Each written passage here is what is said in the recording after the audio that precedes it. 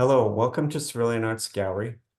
Tonight we're speaking with Mo Gerngross in conjunction with her Cerulean Arts Collective Exhibition, which is on view now through June the 30th. Hello, Mo. Hi, Michael. It's good to be with you. Likewise. So let me spotlight Tina's video here. So please tell us a bit about yourself and the show. So I've been painting and working my practice for, oh, geez, since about 2010. Many wonderful opportunities down at Pennsylvania Academy of Fine Arts, Woodmere Museum, and worked with a number of really great instructors in terms of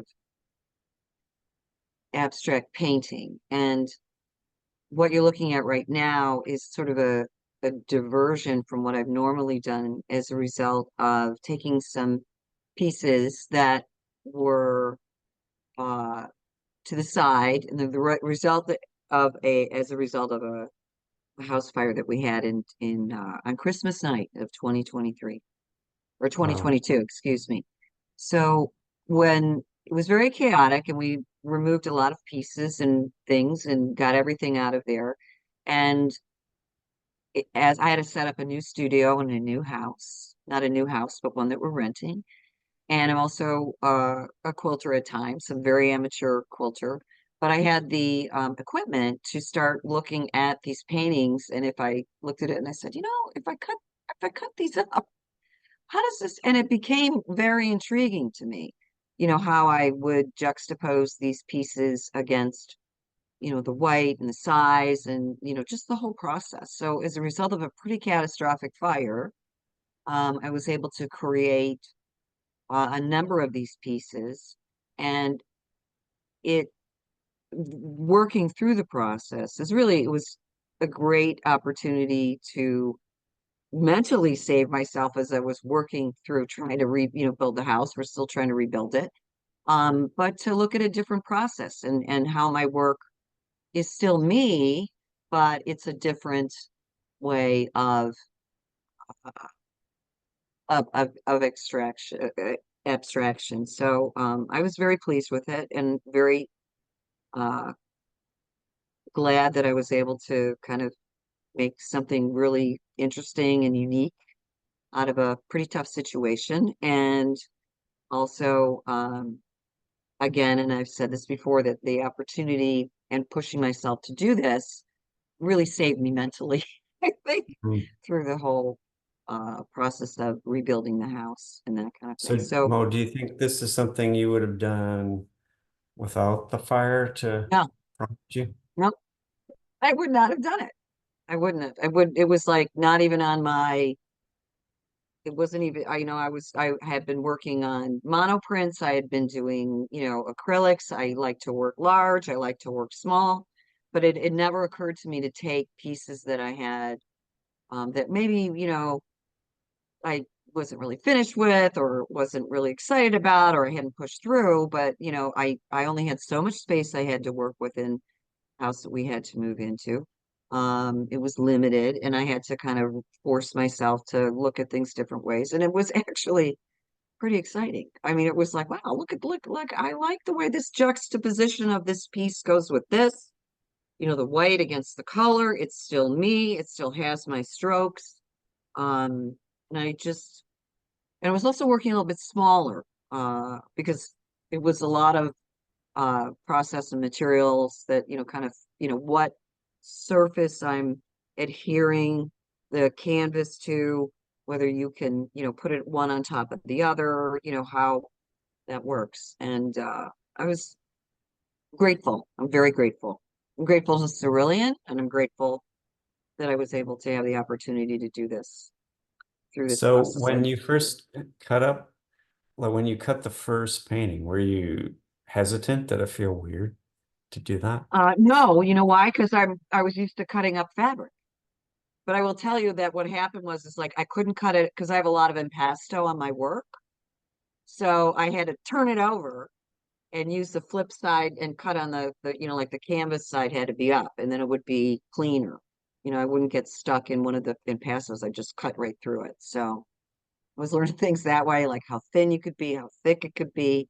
I didn't because I know a lot of people out there, they might rip a collage or it might be circular, or I mean, I guess I could go on and people do die cutting with collages and that kind of thing, but this was my way of interpreting that with the materials that I had and with the equipment that I had. So Because you already had like tools for quilting, yes? yes, yes, making those strips because you can't cut like that with a pair of scissors. It doesn't happen. I mean, I guess you could, but it would not be that straight. You have to line it up on a board and you have to get it all lined up and you just kind of with a rotary cutter, Hmm. with a rotary cutter. So, and then, adhering that I'm working on clay board, which I found that was a kind of a challenge because it wasn't adhering to certain things. You had to add tooth to it, and then getting it really tight and it's kind of the same feeling, with the crosses and that kind of thing. So it was a pretty interesting adventure for me, and I'm very happy with it. And I hope you are too. Yes, of course. And anybody who comes to see it, I hope they enjoy it.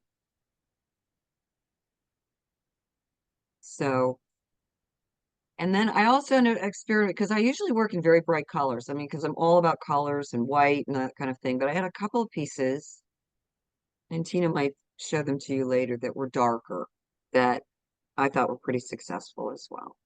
So, and the funny thing was, I was like, was starting to run out of material, and I was thinking, well, maybe I should paint something and then cut it up, Mhm. kind of thing. So, but I think we're good right now. I just needed to kind of settle in and see, or because I always like to go bigger, which is always challenging, but the Mhm. small pieces worked out well because they're pretty intricate. They're pretty intricate, and just So keeping them real.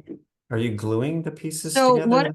what I did is I used j- uh the what is it? The golden varnish, paint like Oh, varnish, yes. Uh-huh. and that you would use. And you can use it as a like a paste, Mm. but I felt that it was more than that. And then you can glaze over everything when you're done because you want to make sure it's all sealed. You have to like seal it all in there. Um, and make sure that it doesn't move, you know. So, some of those strips are like on top of another one or, very close, trying to get it real tight. You could drive yourself crazy with get real tight. Yeah, right. I don't want anything showing underneath, kind of thing. But uh, it was a lot of, it was very worthwhile for me to do that. I'm happy with it. And And these these pieces are really, these yeah, are they're very more kind of, representative. Hmm. yes, this is normally what I do high color, um, and just and it's weaving all those colors together, starting with a particular color, and then you just kind of continue to work. Like usually when I work on a painting that's this size or with this material, I start with like big, blotches, and then you kind of work around it. And I want it to have depth. Um, like you want to fall into it almost. This one's tough because it's got it's got glass over it, but Um, and I usually work on a number of pieces at the same time, which is sort of is what is behind me, and I'm working on those while I get ready for another move uh with the situation that we're in. But just, you know, juxtaposing colors, like just weaving it in, dropping lines. There's a certain amount of straight lines that kind of hold it in. So this one's an oil painting, which I don't usually work in, but uh I really felt it was pretty successful. And And so how do you begin these? I mean, do you so have a plan or a color? with this one, I'll put just a blank piece of canvas on the wall. And then I start with just huge strokes. Like I just pick up and I mix on the palette. I mix, like I put every single color out and I open up and because I also dilute a lot of the colors so that they have higher flow. And I do like when I first start, I pick up those colors and I will take the brush and just go through and pick them all up and put it on, and then you just start breaking it down. And then when you get, you kind of break it down a little more, break it down a little more, and then again with the smaller, and I use a lot of different brushes. Start with the big brushes. You'll go in, the paint is still wet, and I'll go in and I'll use a smaller brush to move it around and go into the other colors. It pulls it through. Um, and sometimes just dropping, a line of color. Uh, and sometimes I want it to stop, so I have to pull the whole thing off the wall, so it'll just settle the way it is. So there's a lot of, it's very physical to do one this size. It's a very physical kind of work to do. So, And you go back and forth between oil and acrylic? not, I really have, because of the difficult, like I love oil, but it's just so, it's a lot of cleanup. The cleanup on it is very, very difficult. And I'm kind of thinking about that, like maybe I'll try that oil again because I just feel like sometimes there's more. This is acrylic, but there's the oil is has a little bit more depth, has a little bit more. There's something with the saturation uh in it. And I'm kind of balancing like, as I start some new pieces, maybe I'll bring out the oils again and see how I do. But again, just maneuvering time, like size 1 brush, size 2 brush. Those little swiggle marks. But I start with something like big.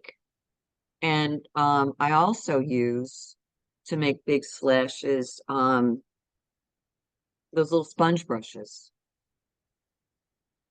Hmm. So you just get a lot of different effects and mixing on the palette, picking up the cerulean blue and a ultramarine, so you can get that effect and then you pull it through. So, and that was what I did here with this guy. It was, you can almost see I didn't really mess with it too much on the lower left.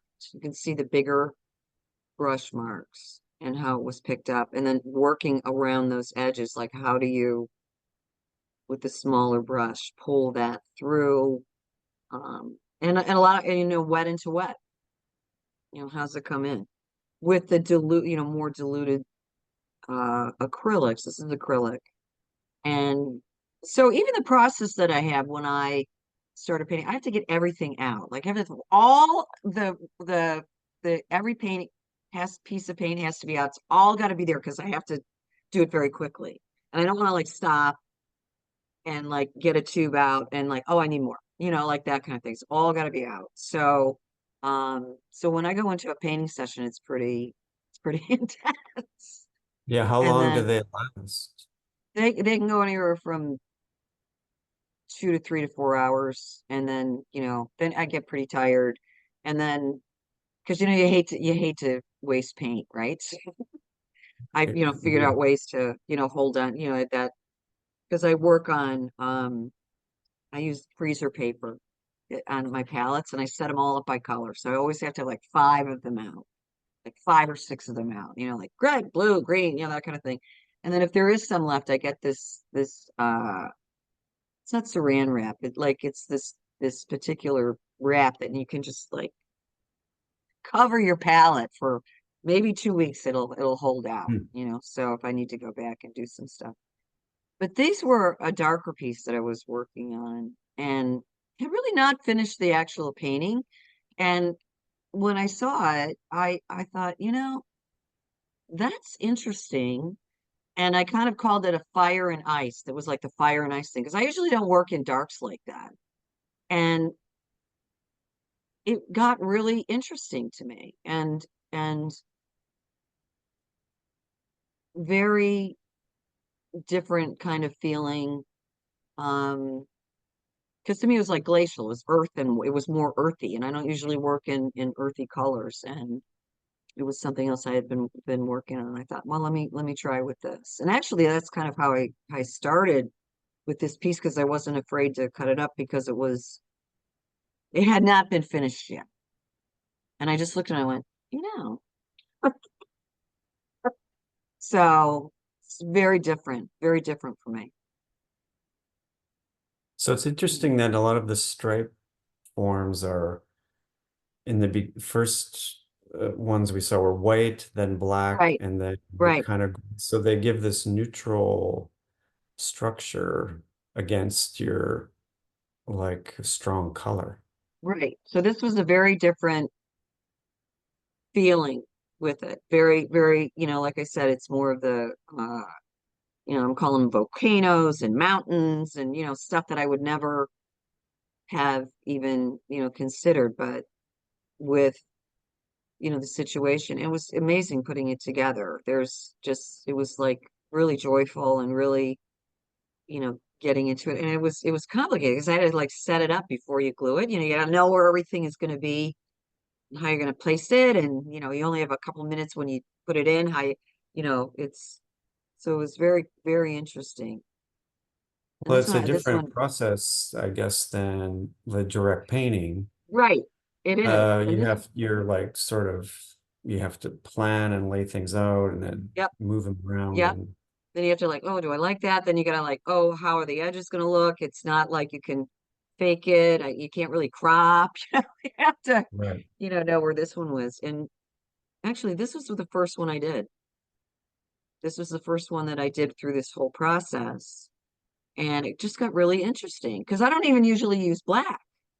So it was, something I had actually, worked on. So I just thought it was interesting. And I don't have any glass over these pieces. I want it to be, I want you to see it.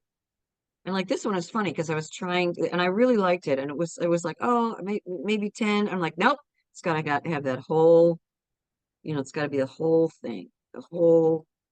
thing to make it work. Um, because once you took certain elements, like at the bottom, I was going to make it 10 inches instead of 12. But once certain things would come out of it, I'm like, nope, doesn't work. That's not balanced. Like that little purple piece at the bottom was a big deal. It had to stay. So, Mhm. um, I'm just blessed. I really am blessed. I have to keep telling myself that I should go through the tough stuff. And it needed a black frame. Those pieces needed a black frame, not the white, obviously. I guess you could, make anything you want. So that's my collection for this season. And I'm very grateful to you and Tina and Cerulean Arts and the group. Well, we're glad you were able to take, such a difficult situation and like work through it and still keep going with your art and make Yep. something new. Yeah. Yeah. I mean, when you look at it, it's, I don't know, stuff happens for a reason.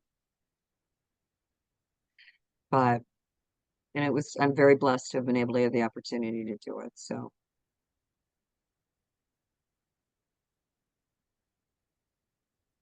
Well, it's a great show, Mo. Thank you. thank you. And I hope we get some sales. We're gonna edit that out, right? yes, like I like to say, people, you can show an artist that you love them by buying their work. That's right.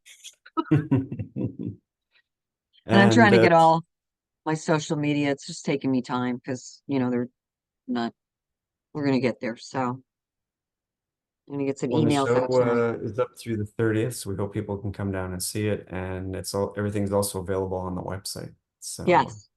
ceruleanarts.com. All right. All right. Well, thanks so much for being here, Mo. Thank you. I appreciate it. I appreciate your time and all the effort. You guys always do an amazing job putting a show together. It's just lovely. It really is. Well, First class. it's thank you. It's It our is. pleasure. All right. Take care and have a good night. You too.